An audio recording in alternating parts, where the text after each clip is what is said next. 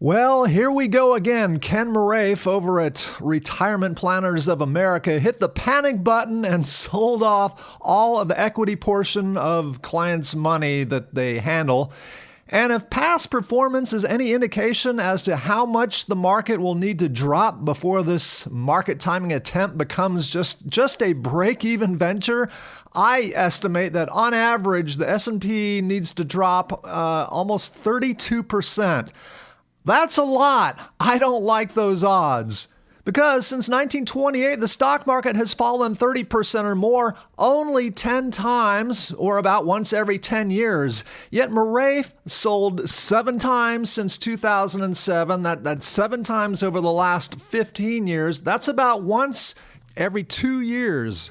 So he's been selling about 4 times more frequently than the stock market drops 30% or more.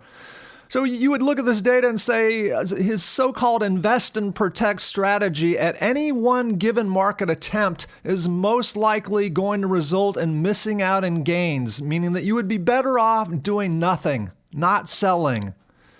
And in fact, according to my calculations, Moraif's clients who followed his advice have missed out on approximately 44.71% in gains going all the way back to January 3rd of 2007, which includes the one time he got it right. Or if you were a client who started following his advice since 6/12/2009, you have missed out on a whopping 102% in missed gains. Again, this is according to my estimates and assumptions. But so when I heard that Moraif was at it again, I was thinking to myself, one of these days he's bound to get it right just because of the law of averages. However, at the moment, the S&P 500 index has already bounced back 3.78% from the closing price of the day when I believe Moraif sold. So apparently he's already started to dig himself into a hole. By the way, he sold on the trading day right before the invasion of Ukraine. So this is kind of like, it's playing out kind of like the old Wall Street adage, buy on the rumor, sell on the news, which means that expected news has a very short-lived effect on the price of a stock. So leading up to the expected news, stocks go up on expected good news or go down on expected bad news. So Russia invaded Ukraine. It's all over the news. People are in shock. Gas prices are expected to go up significantly. There's talk that Russia could invade Lithuania, Latvia. This could lead to World War III.